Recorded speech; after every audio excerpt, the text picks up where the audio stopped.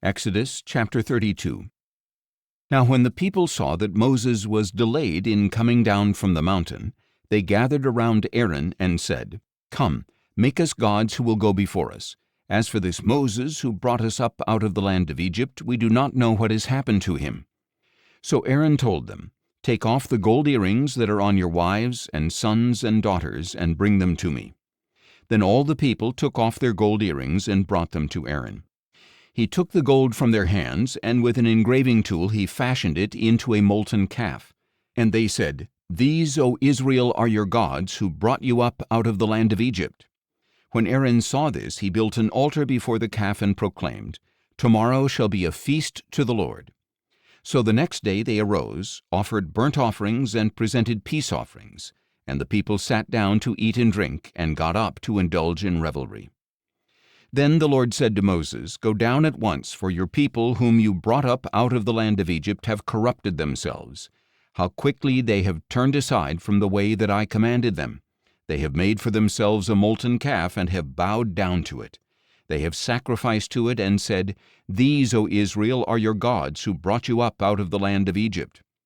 The Lord also said to Moses, "I have seen this people, and they are indeed a stiff-necked people. Now leave me alone, so that my anger may burn against them and consume them. Then I will make you into a great nation." But Moses sought the favor of the Lord his God, saying, "O Lord, why does your anger burn against your people whom you brought out of the land of Egypt with great power and a mighty hand? Why should the Egyptians declare, 'He brought them out with evil intent to kill them in the mountains and wipe them from the face of the earth'? Turn from your fierce anger and relent from doing harm to your people. Remember your servants Abraham, Isaac, and Israel, to whom you swore by your very self when you declared, 'I will make your descendants as numerous as the stars in the sky, and I will give your descendants all this land that I have promised, and it shall be their inheritance forever.'" So the Lord relented from the calamity he had threatened to bring on his people. Then Moses turned and went down the mountain with the 2 tablets of the testimony in his hands. They were inscribed on both sides, front and back. The tablets were the work of God, and the writing was the writing of God, engraved on the tablets. When Joshua heard the sound of the people shouting, he said to Moses, "The sound of war is in the camp." But Moses replied, "It is neither the cry of victory nor the cry of defeat. I hear the sound of singing." As Moses approached the camp and saw the calf and the dancing, he burned with anger and threw the tablets out of his hands, shattering them at the base of the mountain. Then he took the calf they had made, burned it in the fire, ground it to powder, and scattered the powder over the face of the water. Then he forced the Israelites to drink it. "What did this people do to you," Moses asked Aaron, "that you have led them into so great a sin?" "Do not be enraged, my lord," Aaron replied. "You yourself know that the people are intent on evil. They told me, 'Make us gods who will go before us. As for this Moses who brought us up out of the land of Egypt, we do not know what has happened to him.'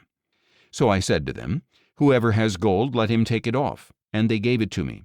And when I threw it into the fire, out came this calf." Moses saw that the people were out of control, for Aaron had let them run wild and become a laughingstock to their enemies. So Moses stood at the entrance to the camp and said, "Whoever is for the Lord, come to me." And all the Levites gathered around him. He told them, "This is what the Lord, the God of Israel, says. Each of you men is to fasten his sword to his side, go back and forth through the camp from gate to gate, and slay his brother, his friend, and his neighbor." The Levites did as Moses commanded, and that day about 3,000 of the people fell dead.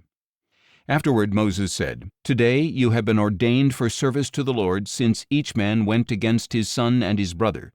So the Lord has bestowed a blessing on you this day."